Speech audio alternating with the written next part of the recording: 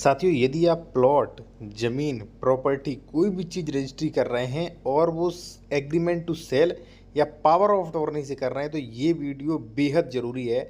आप कुछ चीज़ें चेक करिए जो कि power of attorney, agreement to sale, contract act से रिलेटेड है, जो कि आपको चेक करना चाहिए ये चीज़ें सही है कि नहीं। देखिए साथियों, सबसे पहले मैं एक चीज़ बता दूं आपको कि एक व्यक्ति ने मेरे पास साथियों एक एग्रीमेंट भेजा कि सर इस एग्रीमेंट से मैं ज़मीन खरीद रहा हूं, आप देख लीजिए एग्रीमेंट सही है कि नहीं। तो सबसे पहले मैंने पूरा एग्रीमेंट चेक किया, एग्रीमेंट सही था। यहाँ पे आप एक शर्त भी देख सकते हैं, यहाँ पे एक शर्त है जो बहुत सही थी, आप जो खरीदें तो ये चेक करें। देखिए यहाँ ये है कि तृतीय पक्ष को अधिकार होगा कि उक्त संपत्ति वर्णित उपरोक्त हस्तांतरण करने पत्र अपने नाम कराए या अपने नामित किसी अन्य व्यक्तियों के नाम पंजीकृत करवा सकता है।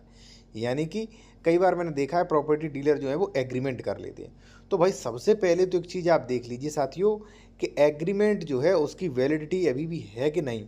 दूसरी बात साथियों, जिसके नाम एग्रीमेंट है वो आपको रजिस्ट्री नहीं देख सकता, क्योंकि रजिस्ट्री में स्वामित्व ट्रांसफ़र होता है और एग्रीमेंट में कब्जा मिलता नहीं है। ठीक है, तो रजिस्ट्री जो मान लीजिए इसके नाम एग्रीमेंट वो आपको कर नहीं सकता। दूसरी बात उसमें ये देखिए कि एग्रीमेंट मान्य ना कि नहीं। तीसरी बात उसकी सारे शर्तें चेक करिए। चौथा जो है वो चेक करिए कि रजिस्ट्री इसकी है कि नहीं, क्योंकि अनरजिस्टर्ड एग्रीमेंट मान नहीं होता। प्रॉपर्टी ट्रांसफर एक्ट में स्पष्ट मेंशन है, आप यहाँ देख सकते हैं, ये लिखा है नोटरी, ये तो बिल्कुल इलीगल था। ठीक है, अब ये चीज़ें चेक कर ली। अब एक चीज़ मैं आपको और बता दूं जरूरी, इससे पहले मैं एक चीज़ और कहूँगा साथियों, यदि आप कोई कानूनी सलाह लेना चाहते हैं या आप ज़मीन खरीद रहे हैं उसका डॉक्यूमेंट्स चेक करवाना चाह रहे हैं कि आपकी ज़मीन ये खरीदने वाली सही है कि नहीं, इस पर कोई विवाद तो नहीं है, ठीक है, तो आप करवा सकते हैं। कॉन्टैक्ट नंबर वीडियो के डिस्क्रिप्शन में दिया गया है। साथियों एक चीज़ मैं आपको बता दूं कि ये एग्रीमेंट तो बिल्कुल इलीगल निकला जब मैंने देखा नोटरी, क्योंकि ये वैलिड ही नहीं होगा। एग्रीमेंट रजिस्टर्ड भी है, फिर भी जरूरी नहीं है वैलिड हो। जो मैंने बताया रजिस्टर्ड है कि नहीं, कॉन्ट्रैक्ट एक्ट का पालन कर रहा है कि नहीं, सारी शर्तें पढ़िए, ये मान्य है कि नहीं, सब कुछ पढ़िए। ठीक है, अब साथियों, और किसान ही करेगा आपको वो रजिस्ट्री, ठीक है, पहली चीज़। दूसरी बात फिर आप ये देखिए डबल रजिस्ट्री तो नहीं, अंश से अधिक विक्रय तो नहीं, ठीक है, सरकारी ज़मीन तो नहीं, श्रेणी नंबर क्या है, खातेदार का वर्ग क्या है, दाखिल खारिज है कि नहीं, ये सारी चीज़ें करिए। अगर आप ज़मीन पावर ऑफ अटॉर्नी से खरीद रहे तो भी आप सावधान हो जाइए, क्योंकि पावर ऑफ अटॉर्नी से खरीद रहे तो सबसे पहले ये देखिए पावर ऑफ अटॉर्नी रजिस्टर्ड है कि नहीं, पावर ऑफ अटॉर्नी मुख्तारनामा। ठीक, उसके बाद ये देखिए कि जिसने पावर ऑफ अटॉर्नी की है उसे क्या राइट्स थे, क्योंकि मेरे पास अभी कुछ दिनों पहले मैटर आया था कि पावर ऑफ अटॉर्नी वाले ने ज़मीन रजिस्ट्री की, सारी रजिस्ट्रियाँ इनवैलिड, वो दूसरे किसी की ज़मीन थी।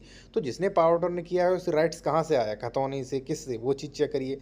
और जिसने पावर ऑफ अटॉर्नी किया है वो अभी जीवित है कि नहीं वो चेक करिए। ठीक है, उसके बाद मैं आपसे फिर कहूँगा वही चेक करिए कि जैसे मान लीजिए डबल रजिस्ट्री तो नहीं, अंश से अधिक विक्रय तो नहीं है, ठीक है, पावर ऑफ अटॉर्नी जो है कैंसिल तो नहीं कर दिया गया, उसे हटा तो नहीं दिया गया है, कोई केस तो नहीं चल रहा है, ठीक है, ज़मीन किस प्रकार की है, ये सारी की सारी चीज़ें चेक करिए। और सबसे ज़्यादा रिस्क होता है पावर ऑफ अटॉर्नी और ये जो आपका एग्रीमेंट है, ये अच्छे से चेक करवाइए बहुत विधिवत तरीके से। ठीक है साथियों, और एक चीज़ मैं आपको और बता दूं, यदि आप कोई लीगल एडवाइस लेना चाहते हैं साथियों, या आप उत्तर प्रदेश में ज़मीन खरीद रहे, डॉक्यूमेंट्स वेरिफिकेशन करवाना, एग्रीमेंट या पावर ऑफ अटॉर्नी कोई चीज़ चेक करवाना, करवा सकते हैं। कॉन्टैक्ट नंबर वीडियो के डिस्क्रिप्शन में दिया गया।